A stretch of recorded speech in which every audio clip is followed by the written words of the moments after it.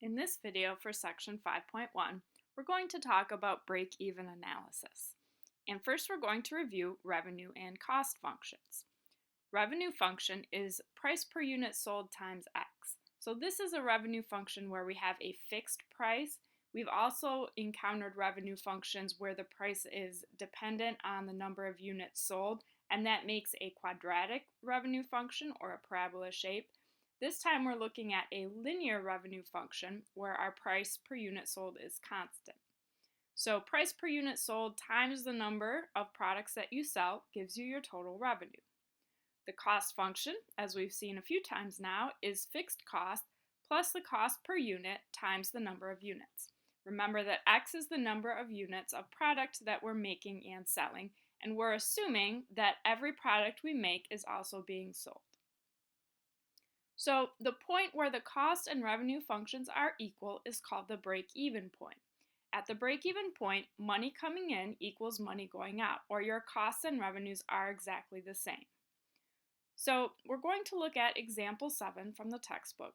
It says, technology is now promising to bring light, fast, and beautiful wheelchairs to millions of people with disabilities. A company is planning to manufacture these radically different wheelchairs. Fixed costs will be $500,000, and it will cost $400 to produce each wheelchair. Each wheelchair will be sold for $600. Write the cost function of producing X wheelchairs. So, cost, C of X, is equal to the fixed costs plus the variable costs, and variable costs are multiplied by the number of products, which is X. So 500,000 plus 400X. Write the revenue function, R, from the sale of X wheelchairs. So our wheelchairs are selling for $600. So the revenue is 600 times number of wheelchairs sold, which is X. And then part C says to determine the break-even point and describe what this means. So the break-even point is where costs and revenues are equal. So I can set them equal to each other and solve the equation. So we're going to have 600X equals 500,000 plus 400X. Subtract 400X from both sides.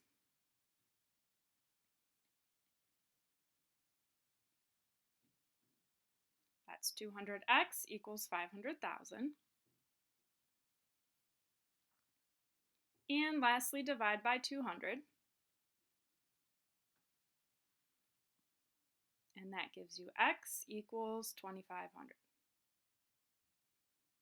Now this is the number of wheelchairs that I have to make and sell in order to break even. However, that's not the break-even point because the point is an XY coordinate pair. To get the Y coordinate, I need to plug this value for X into either my cost or revenue equations. And since this is the break-even point, the cost and revenue are the same. So it doesn't matter which equation I use, I would get the same answer. I'm going to use the revenue equation because it's a little bit easier. Just have to multiply, so it's a little bit less work. So revenue at 2,500 wheelchairs are of 2,500. I'm plugging 2,500 in for X, so 600 times 2,500. And if you do the math on this, you would get 1.5 million. If I were to plug 2,500 into the cost equation for X, I would also get 1.5 million. So again, it doesn't matter which one you use because the costs and revenue are the same at that point or at that number of wheelchairs. So when you're entering this into MyLab Math, you're going to enter it, it's going to tell you to write it as an ordered pair and to not use commas in the numbers. So you only put a comma in between the two numbers, so it would be 2,500, comma, and then I have to write this 1.5 million very carefully, making sure that I have the correct number of zeros. So it would look like that, 5 zeros after the 5. So that would be my answer. And what this means is that when I make and sell 2,500 wheelchairs, my money coming in will be equal to the money going out.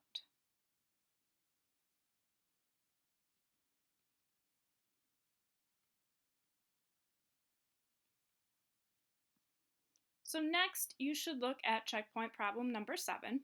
Do this in your notes, check your answer, and then move on with the video.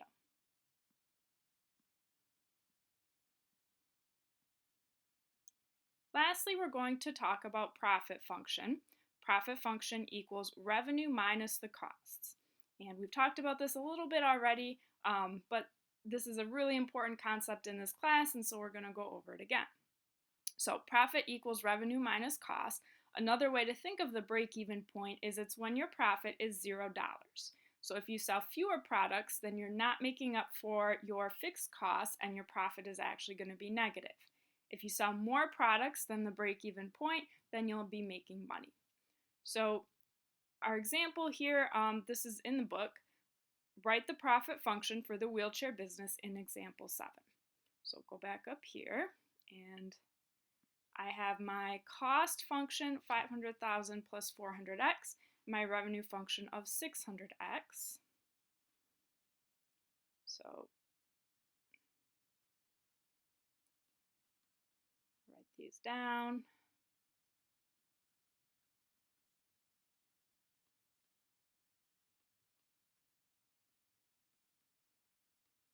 So when I do my profit function, it's revenue minus cost. So the revenue is 600x minus the cost. Now I have to put the cost function in parentheses because both parts of this have to be subtracted. I'm subtracting my fixed costs from the amount that I'm taking in, and I'm subtracting my variable costs from the amount that I'm taking in. So put the cost function in parentheses and then distribute the minus sign. So it'll be 600x minus 500,000 minus 400x. This minus sign is distributed. And then I just need to combine the like terms. So 600x minus 400x is 200x.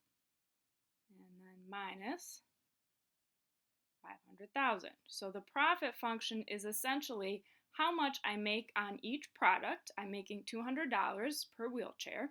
And then I subtract the fixed costs, which I kind of have to overcome those fixed costs in order to be making a positive number for profit. So this is the function for P of X. So now you should work on the homework problems for this section.